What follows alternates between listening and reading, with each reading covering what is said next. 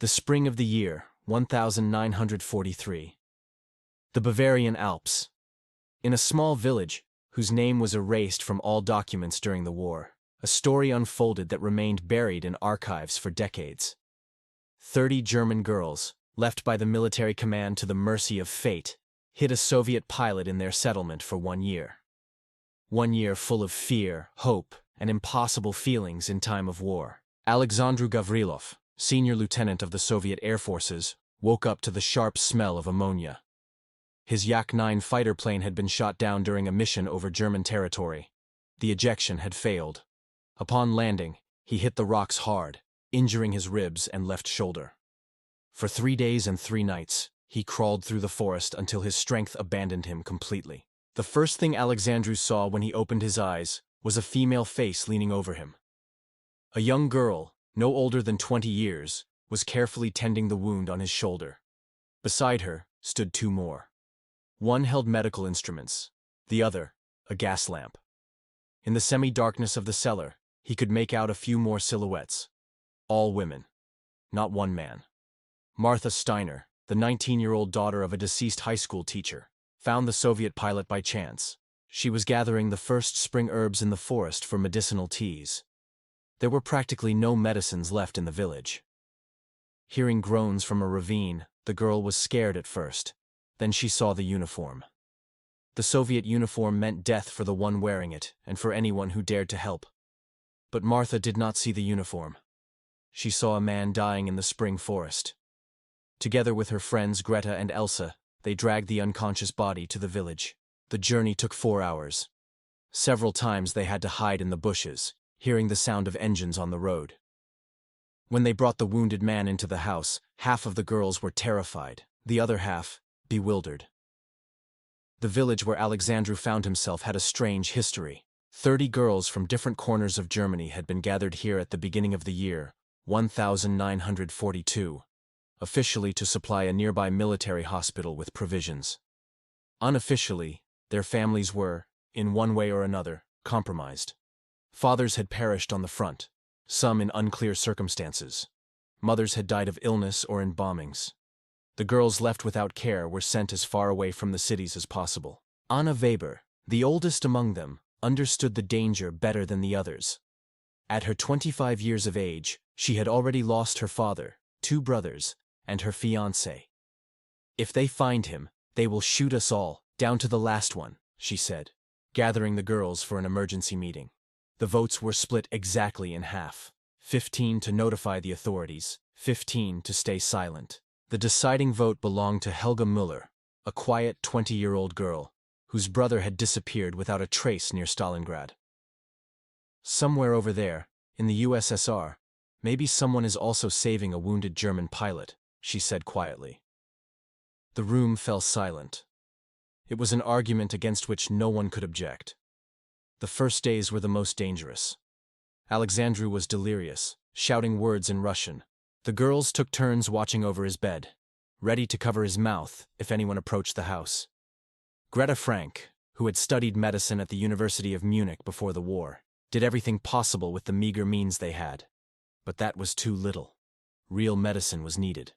Elsa Schmidt, a red-haired girl with a determined character, volunteered to break into the abandoned hospital. The risk was enormous. The buildings were periodically checked by patrols, but there was no other way out. The infection was spreading.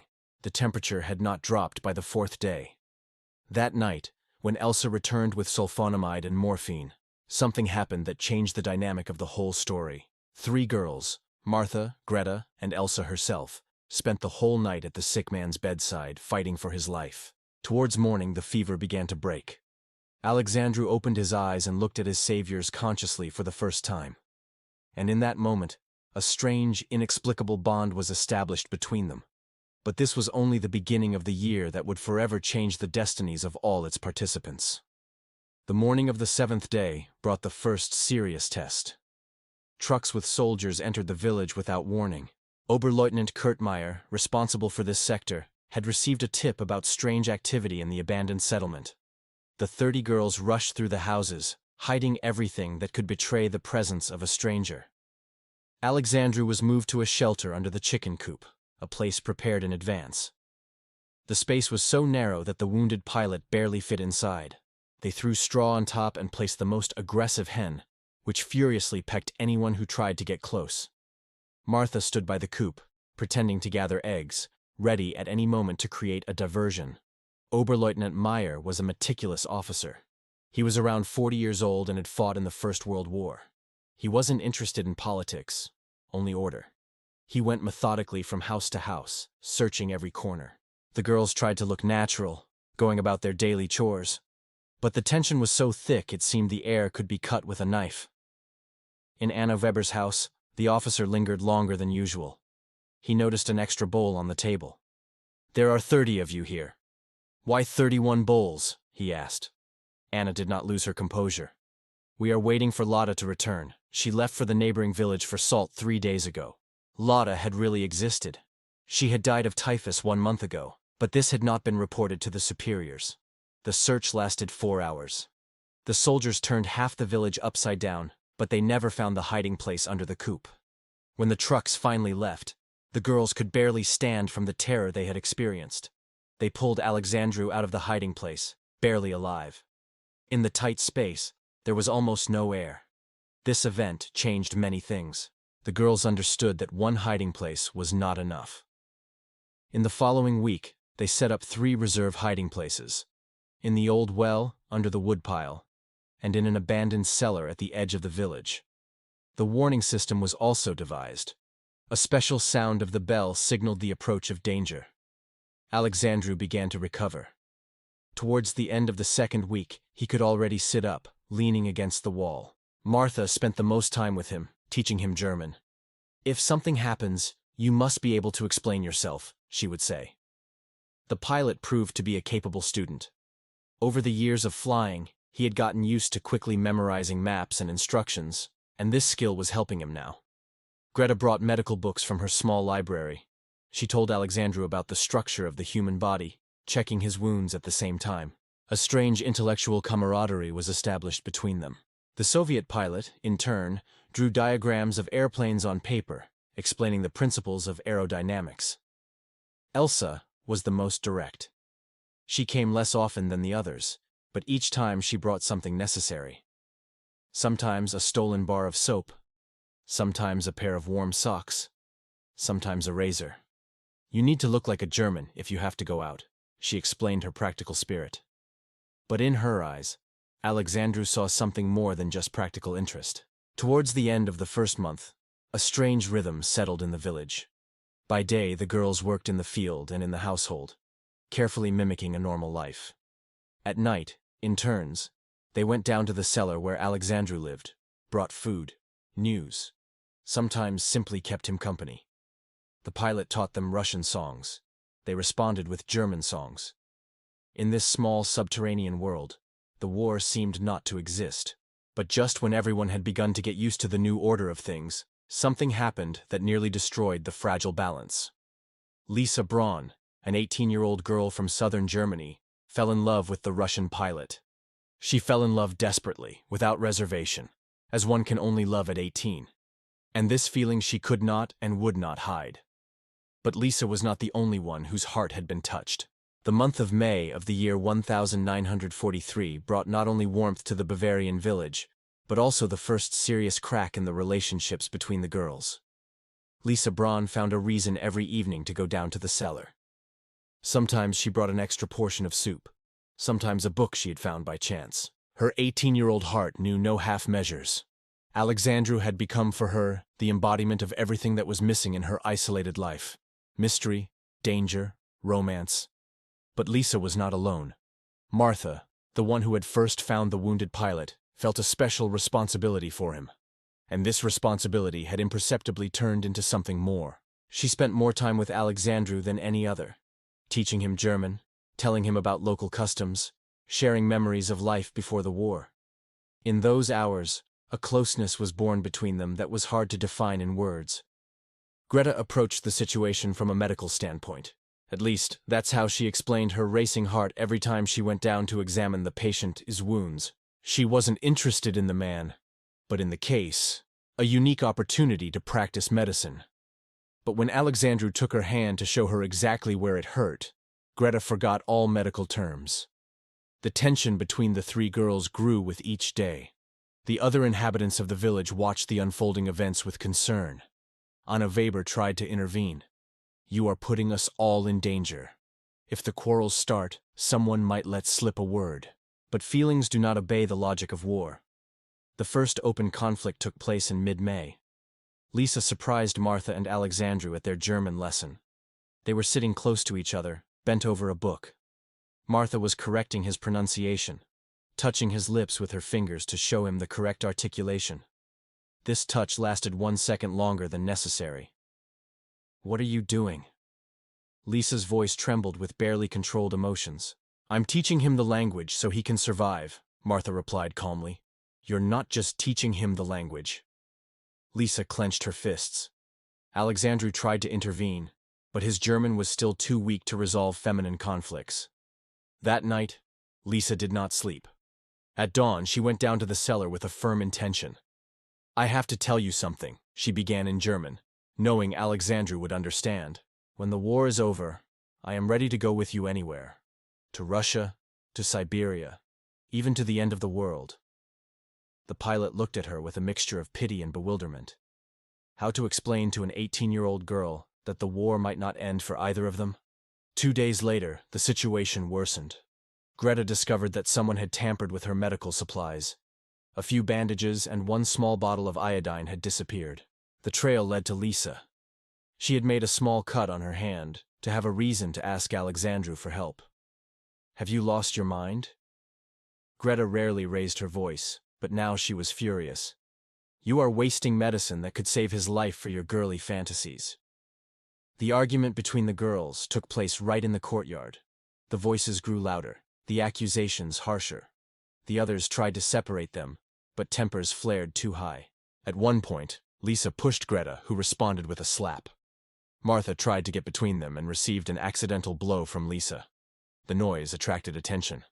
On the road, a cyclist appeared, the local postman, who sometimes brought meager correspondence to the village. The girls froze.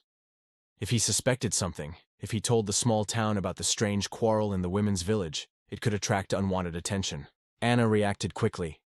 "It's Martha's birthday," she announced loudly. "The girls had too much apple cider."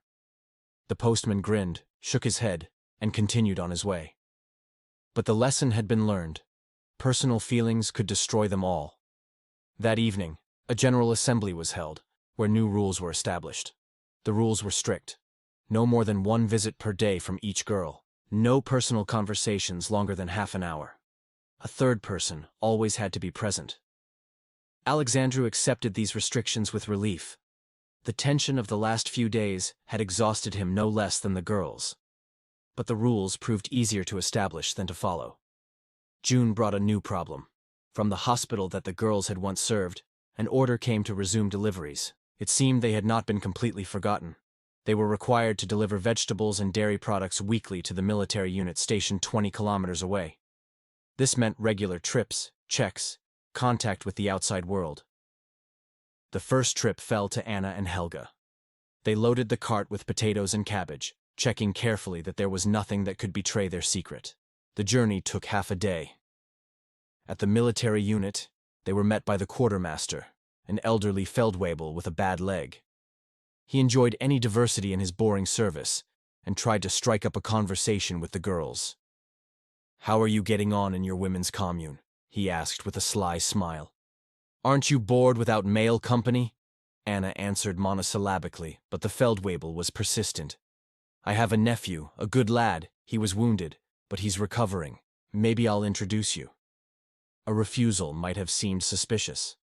Acceptance could lead to visits to the village. Meanwhile, in the village, Alexandru was making his first attempts to walk. His leg had healed enough to support himself on a makeshift crutch. Greta supervised his exercises with professional detachment, trying to avoid meeting his gaze. But when he stumbled and she caught him, they both froze for a moment longer than necessary. Elsa, during this time, stood guard by the road. The surveillance system was worked out down to the smallest detail. The girls stood guard in pairs, changing every 4 hours. At the first sign of danger, a special whistle, imitating a bird's cry. Alexandru had exactly 3 minutes to reach the nearest hiding place. In mid-June, the thing they all feared happened.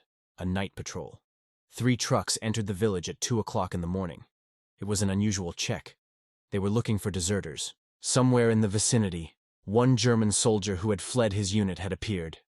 The command had decided to check all localities within a 50-kilometer radius. Martha woke Alexandru. "Quick, into the well," she whispered. The old well was one of the backup hiding places.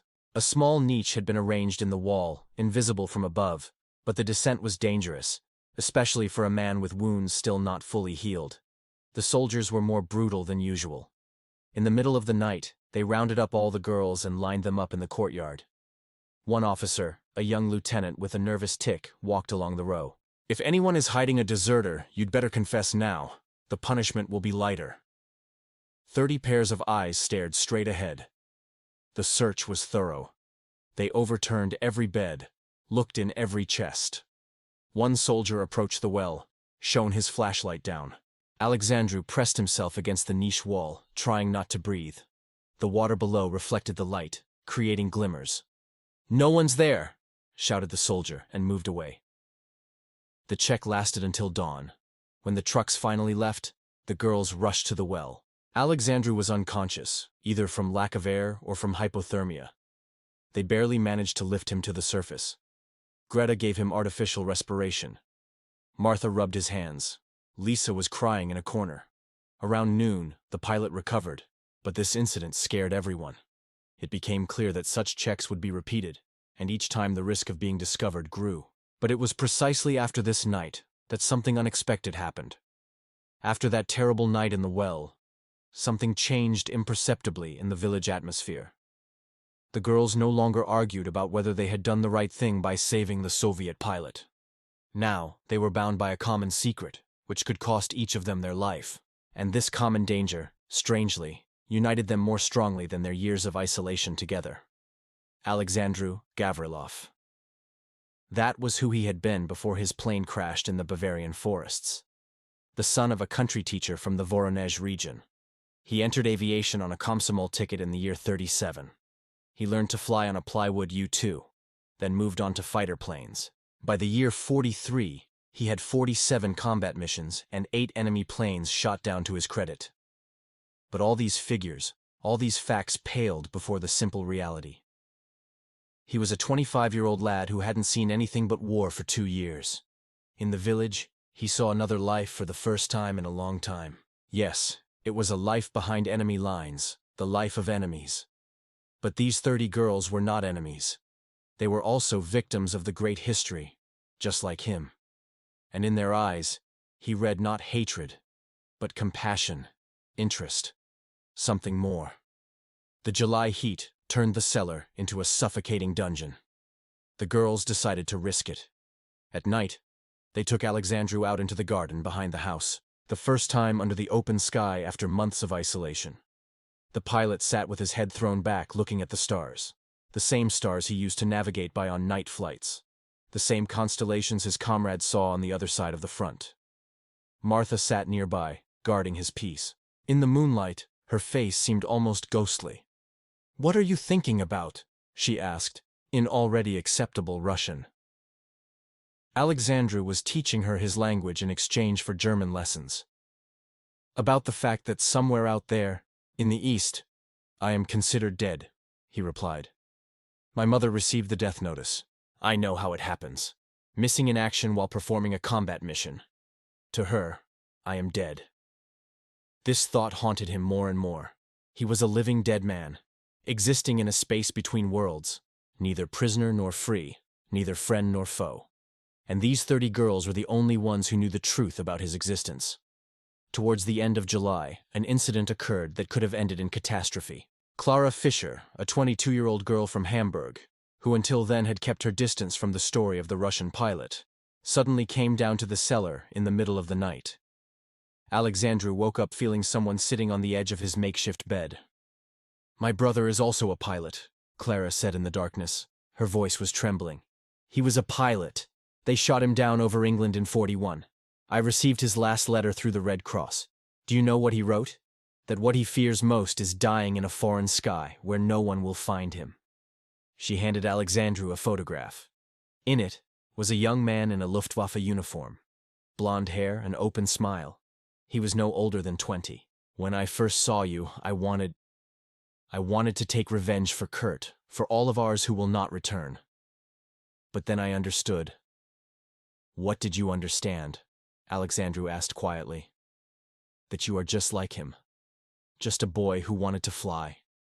And somewhere in England, maybe, there are women there too who could have taken revenge on my brother. But didn't. She left the photograph with Alexandru and left. They never spoke of it again. August brought new worries. From the military unit where they took the produce, news came. The quartermaster Feldwebel was planning an inspection. He wanted to see how the household was organized, where such good vegetables came from. The visit was scheduled for the end of August. The girls had 2 weeks to prepare. And then Elsa proposed a crazy plan. Elsa's plan was both brilliant and insane. We will show them what they expect to see, she said at an emergency meeting. 30 single girls dreaming of male attention. Let them think we are interested. That will distract them from a thorough check. The reaction was mixed. Some girls blushed just at the thought of such a pretense. Others understood the practical aspect of the idea. Anna Weber, as always, thought strategically. If we are too cold, we will arouse suspicion. If we are too accessible, they will want to stay. A balance is needed. Preparations began immediately. Alexandru was moved to a new shelter. A false bottom in the hayloft, so cleverly made that it was practically impossible to discover even during a thorough inspection. The work was done by the girls themselves, under the guidance of Greta, who proved to be surprisingly skilled in carpentry. But the biggest problem was different. In the months spent in the village, Alexandru had left traces of his presence. Books with notes in the margins, pencil sketches of airplanes, even the smell, a masculine scent in a house where only women lived. All of this had to be eliminated or explained. On August 28th, 2 automobiles entered the village. Feldwebel Kraus brought with him 3 soldiers, and worse, a young SS officer. Hauptsturmführer Wolf had been sent for a general inspection of the households behind the front. His cold gray eyes seemed to see through everything. The girls greeted the guests with bread and salt, an old German tradition. Martha, beautiful as always, offered them the tray. Her hands trembled slightly, not from fear, but from tension. Somewhere 20 meters away, under a layer of hay and planks, lay a man whose life depended on her self-control. The inspection began with the fields. The harvest was indeed good. The girls had worked tirelessly. Kraus was satisfied, but Wolf was silent, observing carefully. He wasn't interested in vegetables, he was interested in people, or more precisely, those who might be hiding among people. At the table, the thing they all feared happened. Wolf noticed a man's shirt hanging on a line behind the house. Alexandru's shirt, which they had forgotten to take down. "Whose is this?" he asked sharply. Lisa, without losing her composure, blushed and lowered her eyes. "Mine. I sometimes wear men's clothes for field work. It's more comfortable." Wolf looked at her for a long time. "Show me your hands," he ordered. Lisa's hands were covered in calluses from farm work. The officer nodded, but the doubt in his eyes remained. After the meal, Wolf demanded to be shown all the rooms. The cellar, the attics, the sheds. At one point, he stopped exactly above the hiding place in the hayloft. Alexandru lay half a meter below his boots, trying to breathe as slowly as possible. The hay was dusty. A piece of straw was tickling his nose. To sneeze now meant death for everyone. "A lot of hay for 30 people, Wolf remarked. "We have a cow and goats," Anna replied. "Where are they?" The girls exchanged glances. The cow had indeed existed, but it had died 1 month ago. "In the far pen, Herr Hauptsturmführer. I can show you." But Wolf had already lost interest. Something else had caught his attention. He approached Martha, who was trying to stay in the shadows. "Where are you from, Fräulein?" Martha named the city. "And what brought you here?" The story was prepared. The death of her parents during a bombing. Sent for agricultural work. But Wolf wasn't listening to the words. He was looking into her eyes. And in Martha's eyes, he saw a secret. "Are you all hiding something?" he finally said, his gaze sweeping over the gathered girls. Silence fell. But I understand 30 young women, left alone. You surely have your little secrets. He smiled, and this smile was more frightening than any threat. I will return. I don't know when, but I will return, and then we will talk in more detail. The automobiles left at sunset. The girls stood in the courtyard, watching them until they disappeared around the bend. Only then did Martha fall to her knees. She was trembling all over. Greta rushed to her. Then she remembered. They had to get Alexandru out. But what they saw when they opened the hiding place made them freeze. Alexandru lay unconscious. His face was pale as death. Cold sweat beaded on his forehead. Greta checked his pulse. Weak, but there. A panic attack, she said. Or a heart attack from lack of air. It was so suffocating in the hiding place that even now, with the lid open, air barely penetrated inside. They carried him into the house, risking everything if the cars returned now, but they had no choice. Greta performed external cardiac massage. Martha held his head, and the other girls formed a living chain from the house to the road. The early warning system. Everyone knew that if something happened, they had at most 1 minute to hide the unconscious body. Around midnight, Alexandru came to. The first thing he saw were the faces leaning over him. Not 3, as usual, but all 30. In their eyes, he read something he had never seen before. They had accepted him, definitively and irrevocably. He was no longer a stranger they were hiding out of pity or fear. He had become a part of their small world. "Wolf will return," was the first thing Alexandru said when he could speak. His German had become almost flawless in these months. "I've seen his kind before. They don't give up when they smell prey." The girls were silent. They all understood that the next check could be the last. September came with cold rains and new worries. A letter arrived from Feldwebel Kraus. Hauptsturmführer Wolf had requested the complete lists of all the village inhabitants, including pre-war addresses, family ties, and workplaces. The bureaucratic machine had been set in motion. Sooner or later, he would discover the discrepancy. And then Helga Müller, the quiet Helga, who for months had kept her distance, came up with a proposal that took everyone's breath away. "There is one way to distract Wolf. Let's give him what he's looking for, not a Russian pilot, but another enemy of the Reich." It seemed Helga had her own secret. Her mother was half Jewish, a fact carefully hidden by the family over the years. This wasn't mentioned in Helga's documents, but upon a thorough check, if Wolf starts digging into my biography, he will find it, and that will occupy him so much that he will forget to look for anything else. The room exploded in objections. "That's suicide!" shouted Anna. "We won't offer you as a sacrifice." But Helga was calm. "I don't intend to become a victim. I will leave. I will disappear before he gets to the truth. But he will need time for verification, for requests to the archives. That will buy you a few weeks, maybe 1 month." Alexandru listened to this dispute with growing horror. These women were ready to sacrifice themselves for one another. For him. "No," he said firmly. "I will leave. I will try to reach the front line." But everyone understood that in his condition, without documents, not knowing the area, he wouldn't make it even 10 kilometers. In the end, they decided to act on Helga's plan, but with modifications. She would not flee. Instead, they would prepare a cover story, documents about her transfer to another household for family reasons. False, but convincing enough to buy time. The preparation took 2 weeks. The girls used all their connections, all their pre-war acquaintances. Someone got a form, someone else a stamp. Martha, with her calligraphic handwriting, filled out the documents. Towards the end of September, everything was ready, but Wolf beat them to it. On September 28th, on a cold and foggy morning, 5 trucks entered the village. It wasn't a check. It was a raid. The soldiers surrounded the village, letting no one in or out. Wolf came with a warrant and a list of questions. And the first question was addressed to Martha. "Fräulein Steiner." His voice was as cold as the September wind. "Explain to me why the archives of the University of Munich state that the medical student Martha Steiner died of typhus in January of the year 2003. Martha turned pale. Greta clenched her fists. It was her story, her documents. She had given them to Martha when the latter had lost her papers during a bombing. No one thought Wolf would check so deeply. The trap had closed. Lisa Braun took one step forward. The 18-year-old girl, whom everyone considered impulsive and immature, suddenly showed amazing calm.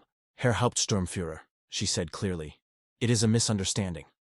Martha Steiner did indeed fall ill with typhus in January, but she survived. The error in the documents occurred due to confusion during the hospital's evacuation. Wolf turned to her. His eyes narrowed. And you can confirm this? Lisa nodded. I was there. I helped care for her. Dr. Kraus can confirm, if he is still alive. It was a lie, a pure, desperate lie, but spoken with such conviction that even the girls who knew the truth almost believed it. Dr. Kraus died during the Hamburg bombing, Wolf uttered slowly. He was testing her. Lisa did not flinch. Then check the records of nurse Emma Braun. She kept a parallel record. Emma Braun was Lisa's mother, who had indeed worked as a nurse and had indeed perished in a bombing. Verifying her records was impossible. While Wolf processed this information, the soldiers were methodically searching the village. They checked every floorboard, every barrel, every corner. Alexandru lay in the new hiding place under the chapel floor. This place seemed safe. What soldier would have crawled under the altar? But one did. A young corporal, eager to prove himself. He knocked on the floor, heard a hollow sound. Herr Hauptsturmführer, there's a hollow space here. Wolf approached, listened. Open it. The girls froze. Martha squeezed Greta's hand. Elsa closed her eyes. Anna began to pray in a whisper. The planks gave way, revealing a dark space beneath the floor. The soldier shone his flashlight. Empty, Herr Hauptsturmführer, but there are traces here. Someone was here recently. It was true. Alexandru had left this shelter just 1 hour ago, moving to the backup one. But his presence had left traces. Crushed straw, scratches on the walls. Wolf went down himself. For long minutes he studied the space, then climbed back up with a strand of straw in his hand. Fresh, he said. Someone was here no more than 1 day ago. He swept his gaze over the girls. You have one last chance. Tell the truth now and the punishment will be lenient. Silence means death for all of you. The silence was so dense you could hear water dripping from the roof. 30 women stood motionless. And in this silence, a new voice was heard. A man's voice with a strong Russian accent. I was there. I am the one you are looking for. Alexandru stood in the chapel doorway. He had come out of the last hiding place, understanding that it was useless to hide anymore. Better to surrender himself than to put them all in danger. He wore German civilian clothes, but his bearing betrayed him as military. The soldiers raised their machine guns. Wolf raised his hand, stopping them. He approached Alexandru slowly, examining him like a bizarre insect. Who are you? Alexandru Gavrilov, senior lieutenant of the Soviet Air Force, shot down this April. Every word came out with difficulty. Not from fear, but from the understanding that this was the end. The end for him, and, possibly, for all these women. And these women hid you. There was genuine astonishment in Wolf's voice. Alexandru nodded. They found me wounded. They cared for me. I made them keep quiet. I threatened them. A lie. A desperate attempt to protect them. Wolf laughed, cold, without mirth. 30 German women frightened by one single wounded Russian. Don't make me laugh, Herr Leutnant. He turned towards the girls. You are all arrested on charges of high treason. And then something incredible happened. Old Feldwebel Krause, who had stood silently aside all this time, suddenly began to speak. Herr Hauptsturmführer. Krause's voice trembled, but not from fear, but from barely controlled emotions. Allow me to tell you something. The old soldier, who had also been through the First World War, who had seen the gas attacks and the mud of the trenches at Verdun, took a step forward. I had a son, Hans, a pilot, like this Russian, shot down over Britain in 41. Wolf frowned, not understanding the point of this conversation. But Krause continued. 3 months ago, I received a letter through the Red Cross from an English family who found his grave. They take care of it. Enemies, you understand? But they put flowers on my boy's grave. The old man pulled a crumpled envelope from his pocket. And do you know what I thought when I read that letter? That somewhere out there, on the other side of the front, there are also mothers and fathers waiting for news of their sons. If these girls, he motioned with his hand towards the frozen women, if they gave this boy a chance to return to his mother, then, maybe, somewhere out there, someone will give our boys a chance too. Wolf was silent. In his cold eyes, something akin to doubt flickered, but only for a moment. Sentimentality, Feldwebel, does not negate the law. They hid an enemy of the Reich, but his voice no longer held the same certainty. And then Anna Weber spoke, the eldest of the girls, who had lost everything in this war. Herr Hauptsturmführer, you are right. We broke the law. But allow me to ask, what law? The one that commands the wounded to be killed, or that ancient human one, which commands helping those who suffer? She paused, looking Wolf straight in the eye. My father was a jurist. He taught me that the law exists to protect people, not to destroy them. When the law demands inhumanity, it ceases to be law. It becomes tyranny. The soldiers shuffled their feet. Many of them were simple boys, drafted from villages. In this woman's words, they heard the voices of their mothers and sisters. Wolf felt the situation slipping from his control. A little longer, and his own men might refuse to carry out the order. Enough, he said sharply. The Russian in the truck, the women locked in the chapel until the command's decision. But when the soldiers approached Alexandru, something unexpected happened. Martha placed herself between them and the pilot. Behind her stood Greta, then Elsa. One by one, all 30 women formed a living wall. They didn't say a word, just stood, holding hands, protecting the man who had become part of their lives. The soldiers froze, not knowing what to do. To use force against 30 unarmed women, even for men hardened by war, was too much. Wolf was rabid with anger, but before he could give the order, the sound of an engine was heard. Another car was approaching the village, a staff car with pennants.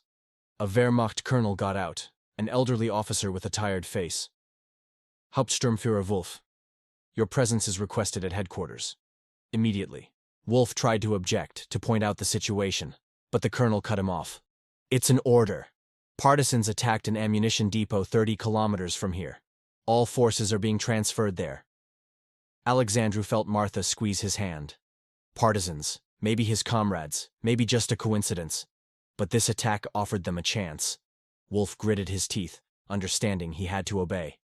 I will return, he spat, looking at Alexandru, and then we will finish what we started. The column of trucks left the village, leaving only 2 sentries. But they too, 1 hour later, received orders to join the main forces. The village emptied. 30 women and 1 Soviet pilot. They were left alone. And everyone understood. This is just a postponement. Wolf will keep his word. He will return. October 1943 painted the Bavarian hills in the colors of blood and gold. After that day, when Wolf had come so close to arresting them all, a strange atmosphere settled over the village, not of fear, but rather of resigned calm. Everyone understood that the end was near, but it was precisely this understanding of finality that gave each day a special intensity. Alexandru no longer hid. There was no point. The soldiers had seen him. Wolf knew about him. The pilot helped the girls in the field, repaired broken tools, and even taught a few of them the basics of self-defense. If they come again, he said, you must know how to defend yourselves. But the most amazing thing happened in the evenings. As if by agreement, the girls began to tell their stories, the true stories, which they had hidden from each other for months and years. Clara confessed that her pilot brother had not died over England. He had surrendered voluntarily, unwilling to bomb peaceful cities. For that, his family was declared traitorous. Helga told how her Jewish grandmother had died in the basement of their house, hiding for 3 years. No one knew the old woman had been alive for so long. Lisa, the youngest, confessed what few suspected. Her father had not died on the front. He had killed himself after refusing to shoot prisoners. In his suicide note, he wrote only, I can't anymore. Each story was a shard of a great tragedy that had engulfed an entire continent. And Alexandru understood that these women were victims of the war just as he was, perhaps even more so. They had remained alive to bear the burden of the memory of the dead. In mid-October, news came that changed everything. Feldwebel Krause, the old soldier who had defended them before Wolf, sent a note via a trusted man. Just 3 words. He returns tomorrow. But there was something else in the note. A map. A route through the forest to the Swiss border. 120 kilometers on mountain paths. For those who decide, the old man had added. The council gathered at night. Opinions were divided. To flee meant to admit guilt. To stay meant to expose oneself to the blow. Alexandru was silent. The decision was not his. Finally, Anna drew the conclusion. Whoever wants to leave, leave. Whoever stays, we will stay together. 15 girls decided to stay. Another 15 began to prepare for the journey. But when it came to Alexandru, a dispute arose. Martha insisted he must leave. You have a chance to survive. Use it. Greta objected. If he leaves, Wolf will be furious. It won't go well for those who remain. Elsa proposed a compromise. Let him leave, but not to Switzerland, to the partisans. Krause had marked a place on the map where Soviet paratroopers had been seen. It was madness, to go towards the front line, but for the Soviet pilot, it was the only real way home. Alexandru himself made the decision. I will go, but only if those who risk the most come with me. He looked at Martha. Her false documents would not withstand another check. At Helga, her Jewish roots were a ticking time bomb.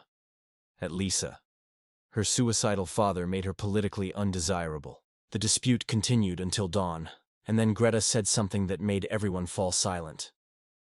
But what if Wolf isn't coming for us at all? What if he's coming for another purpose? Everyone turned to her. Think about it. The partisans have become active. The front is approaching. Maybe the village will simply be evacuated. Or, she didn't finish. But everyone understood. Or they will liquidate all the witnesses. The dawn of October 20th was foggy. Perfect weather for an escape or an execution. A tension hung in the village that could be cut with a knife. And at that moment, trucks appeared on the horizon. Many trucks, more than last time. And that meant only one thing. The trucks stopped at the edge of the village. Wolf got out of the first car. But he was not alone. With him had come SD officers, the security service, men in black uniforms, the sight of whom made your blood run cold. They brought typewriters, files with documents, cameras. This was not an arrest. It was an investigation. Alexandru stood at the window, watching what was happening. Martha came up from behind, put her hand on his shoulder. Go now through the back courtyard, through the forest. You have 15 minutes until they get organized. But the pilot shook his head. If I leave now, they will decide you let me escape intentionally. It will be the end for all of you. There was a knock at the door. Polite, almost delicate. Anna opened it. Wolf stood on the doorstep, his face impenetrable. Fräulein Weber, please gather all the residents in the main house. I have news. When everyone had gathered, Wolf took out a file. Last night, partisans attacked a railway bridge. 50 kilometers from here. 12 German soldiers died. He paused, sweeping his gaze over the frozen faces. Among the dead is Feldwebel Otto Krause. A few girls let out a muffled sound. The old soldier who had tried to protect them was dead. Wolf continued. They found this among his things. He pulled out a crumpled sheet, the copy of the map Krause had sent them. Treason in the ranks of the Wehrmacht is punishable by death. Even post-mortem, his family will be punished if... He paused again, savoring the moment. If it is not established that he acted under duress or at request. For example, if one of you asked him for help to escape, then the blame will fall on the one who asked, and not on the old soldier who simply showed mercy. The trap was obvious. If someone admitted to asking for the map, death awaited them. If no one confessed, Krause's family would suffer. Wolf knew what he was doing. He was striking at the most sensitive point, at their conscience. And then, something no one expected happened. All 30 women raised their hands simultaneously. I asked, No, I did. I approached him first. The voices merged into a common chorus. Even those who had never seen Krause claimed they had asked for his help. Wolf turned red. His elegant trap had turned into a farce. "Enough!" he roared. "Do you think this is a game? Fine. Let's see how you sing when—" He didn't finish the sentence. A soldier burst through the door. "Herr Hauptsturmführer, urgent report. The Russians have broken through the front in Sector B12. Order for immediate evacuation." The room froze. The breakthrough of the front meant that Soviet troops could be here in a few days, maybe even hours. Wolf snatched the report, scanned it. His face changed from red to white and back again. "Prepare for evacuation," he finally spat. "Everyone in 2 hours." He turned to Alexandru. "You will go separately, to headquarters." Everyone understood what that meant. Interrogation, torture, death. But Alexandru just nodded. Martha took a step forward. "I will go with him." Wolf sneered. "Touching. But you will go with all the others?" "No." Martha's voice was firm. "According to the Geneva Convention, a prisoner officer has the right to an attendant. I volunteer." It was absurd to refer to international law in this situation, but something in Martha's voice gave Wolf pause. Perhaps he saw an opportunity for additional mockery. "Fine, you will go together. The rest, prepare to leave." The next 2 hours were the longest in the villagers' lives. They gathered their things, understanding that they would probably never return. Some cried, others prayed. Greta approached Alexandru, slipped a small bottle into his pocket. Morphine, for extreme cases. Both understood what she meant. Elsa hugged Martha. "You don't have to do this." "I have to," she replied. "I found him. I must be with him until the end." Lisa stood aside, biting her lips until they bled. She wanted to say so much, but the words stuck in her throat. When it was time to get into the trucks, there was a small delay. The driver of one of the trucks reported an engine malfunction. Then it turned out there wasn't enough gasoline. Small problems multiplied, delaying the departure. Wolf ran back and forth, yelling orders, but the chaos grew. And in this commotion, no one noticed how a few girls disappeared. In the chaos of the evacuation, no one noticed how 5 girls dissolved into the pre-dawn fog. Greta, Elsa, Helga, Clara, and Lisa. Each had her own reasons to disappear right then. Greta took all the medical supplies, understanding they would be needed in the forest. Elsa took the maps and compass from the mayor's office. Helga silently gathered provisions for 1 week. Clara took out the hidden weapon, 2 pistols left by deserters. And Lisa simply could not let Alexandru go to his death. Their plan was desperate: to wait for the column to start and attack the prisoner truck on the forest road. Madness, perhaps. But war makes madmen of all who try to remain human in inhuman conditions. Alexandru sat in the back of the truck, his hands tied behind his back. Beside him, Martha, pale but resolute. 2 guards watched them without much interest. Ordinary prisoners, ordinary procedure. They didn't know that in the forest, 300 meters ahead, 5 women were preparing to do something that not even professional saboteurs would have dared. The first shot rang out as the truck entered the thickest part of the forest. 1 bullet burst the front tire. The truck skidded. The second shot, and the driver clutched his shoulder. The truck crashed into a tree. The guards jumped to their feet, but stones, sticks, everything at hand, were already flying from the fog. 5 women attacked with the fury of cornered beasts. The fight was short and brutal. Clara, whom her brother had taught to shoot since childhood, wounded 1 guard. Greta hit the second one in the head with a medical hammer, precisely as she had learned in anatomy. Elsa and Helga tied up the stunned soldiers, and Lisa, 18-year-old Lisa, with a knife in her hand, stood over the driver, and in her eyes there was nothing left of the love-struck girl she had been only yesterday. "Quick," Greta ordered, cutting the ropes from Alexandru's hands. "We have 10 minutes at most until they realize." They fled into the forest, leaving behind the overturned truck and the groaning soldiers. They hadn't killed anyone. It was a matter of principle. Even in war, they tried to remain human. The next day and night they made their way through the forest, guided by Krause's map. The old soldier had marked not only the safe paths, but also the places where partisans left stashes with supplies. He had prepared this escape long before he was discovered. Maybe he had foreseen his death. Maybe he just wanted to give them a chance. On the second night, they heard voices. Russian speech. Alexandru froze, straining his ears. Ours, he breathed. But how to explain to the Soviet partisans that these German girls were not enemies? How to prove they had risked their lives for him? The solution came unexpectedly. Martha took the locket from her neck, the only memento from her mother. On the back was an engraving in Russian.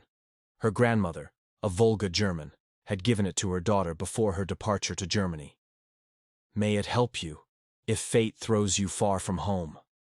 Alexandru took the locket, walked out into the clearing with his hands raised.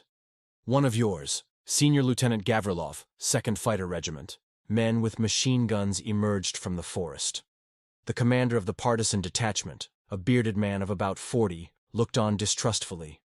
Documents. There were no documents, but Alexandru began to talk about his squadron's call signs, about his last flight, about details only a Soviet pilot could know. The partisans listened, looking at each other. Finally, the commander nodded. Seems to be true. But the women? And then Alexandru made a gesture that changed everything. They are my saviors. They hid me for 1 year, risking their lives. And if anything bad happens to any of them, He didn't finish, but the threat was clear. The pilot, the hero, saved from captivity. His word carried weight. The commander looked at the German girls for a long time, then at Alexandru. War is a strange thing, he finally said. It makes enemies of friends, and friends of enemies. He signaled to his fighters, lower your weapons, they are guests. But the story didn't end there. There was still Wolf, who discovered the disappearance 1 hour after the attack. His fury was terrible. He ordered 10 hostages from the remaining girls to be shot. But the order was not carried out. Soviet tanks appeared on the horizon before the executioners could load their rifles. The evacuation turned into a panicked flight. In the chaos of the retreat, the girls scattered in all directions. Some ended up in the American zone. Others were lost in the flood of refugees. Anna Weber remained in the village, greeting the Soviet troops with a white flag. The partisan camp was in caves 20 kilometers from the front line. The situation was tense. The Germans were retreating, but fighting back fiercely. Every day brought news of executions of the civilian population, of burned villages. In this hell, 5 German girls and 1 Soviet pilot found themselves in a strange, suspended state. Not prisoners, but not free either. The commander of the partisan detachment, Mikhail Petrovich Volkov, formerly a school director from Smolensk, turned out to be a man of unexpectedly broad views. Your girls will help in the medical unit, he decided. Greta is almost a doctor, she will be useful. The others, whatever they can do. But not all partisans shared his generosity. The young fighter Sergei, whose entire family had been shot by the Germans, looked at the girls with open hatred. Fascists! He spat once. Alexandru hit him so hard that the boy flew 3 meters. One more word, and I'll forget you're one of ours, the pilot said. No one dared to insult the girls aloud again. But the looks said a lot. Greta worked day and night, operating on wounded partisans. Her hands, used to study mannequins, now stitched real wounds, extracted shrapnel, stopped bleeding. Once they brought her a German soldier, a boy of about 17 with a perforated lung.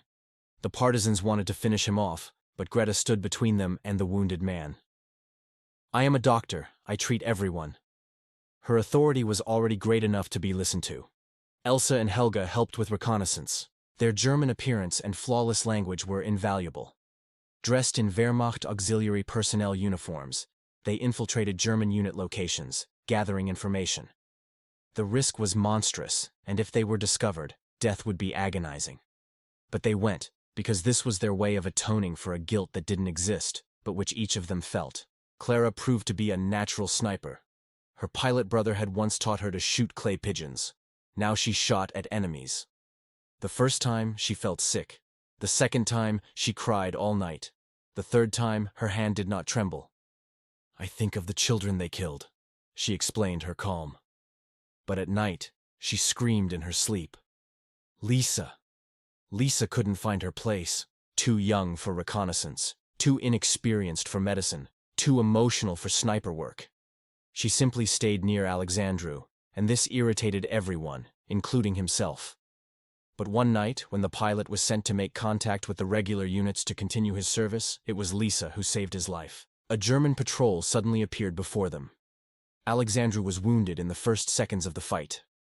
One bullet pierced his thigh. Lisa could have run, saved herself. Instead, she threw herself towards the wounded man, covering him with her body. A burst of machine gun fire passed centimeters away. She returned fire with a captured submachine gun, without aiming, simply flooding the forest with lead. The Germans decided they had run into a large group and retreated. When help arrived, Lisa was holding Alexandru's hand. Her dress was completely soaked in his blood. "Don't you dare die," she whispered. "Don't you dare leave me." And at that moment, something broke in the armor the pilot had built around his heart. Martha saw it. She saw how Alexandru looked at Lisa while Greta stitched his wound. She saw and understood that the war would soon end, and everyone would go their own way. But now, in this forest, amidst blood and gunpowder, a feeling had been born that had no place in any regulations. A week later, the order came for Pilot Gavrilov to be recalled to regular units to continue his service. His 1 year in German captivity was over. The girls were offered to stay with the partisans until the Red Army arrived, and then decide their fate. The farewell was brief. War does not like long scenes. But when the truck with Alexandru had already started, Martha suddenly ran after it. "Wait!" she shouted. The truck stopped. Martha ran up, handed Alexandru a small package.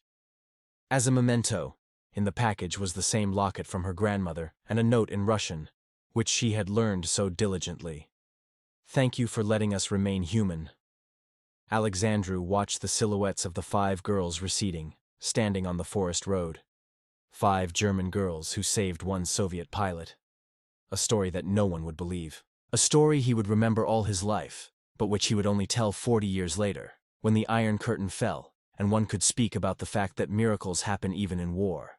But for now, the truck was taking him towards new battles, and the girls were returning to the partisan camp to continue their strange war on the side of yesterday's enemies.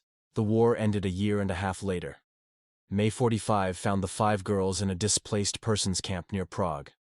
Greta had by then saved the lives of hundreds of wounded, both Soviet partisans, Germans, and Czechs. Elsa and Helga went with the reconnaissance group all the way to Berlin. Clara, after an injury, could no longer hold a rifle, but she learned the trade of a radio operator. And Lisa was still waiting for letters from Alexandru, which never came. The Soviet command didn't know what to do with these women. Formally, citizens of an enemy country. In reality, battle-proven comrades. The solution came unexpectedly. They were offered repatriation to the Soviet occupation zone of Germany, with the right to later choose their place of residence.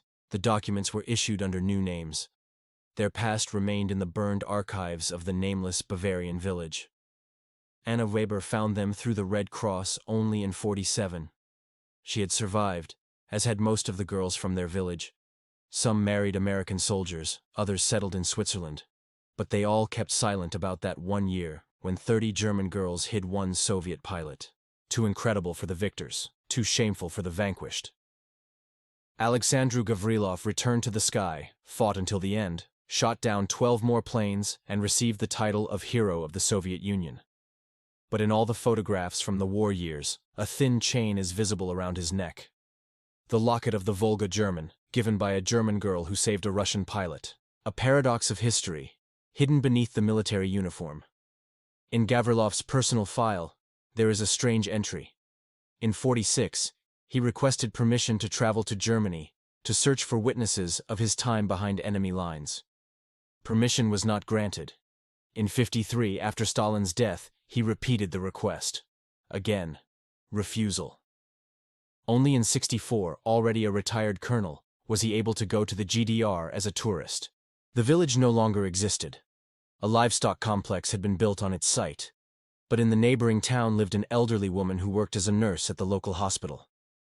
Greta Frank, now Greta Müller, married to a former prisoner of war. Their meeting lasted 4 hours. What they talked about is unknown.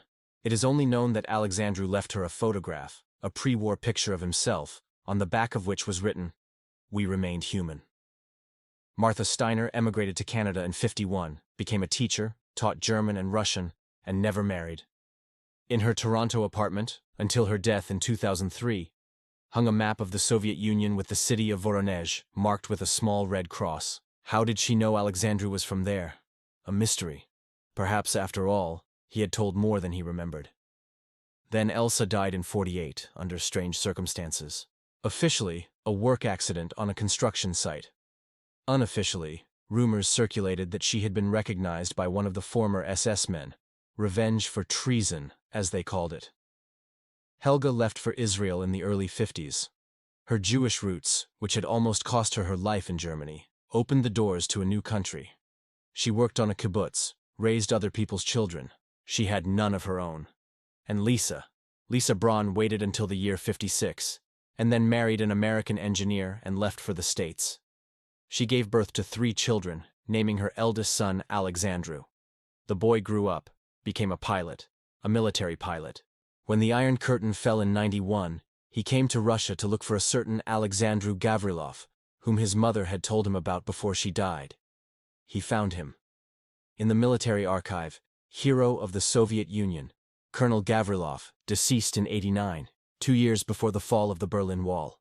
Among his personal belongings, handed over to the Aviation Museum, a yellowed sheet is preserved. 30 women's names, written in a firm pilot's handwriting. Next to 5 names are little stars: Martha, Greta, Elsa, Helga, Lisa, and an annotation below. They proved that humanity is stronger than war.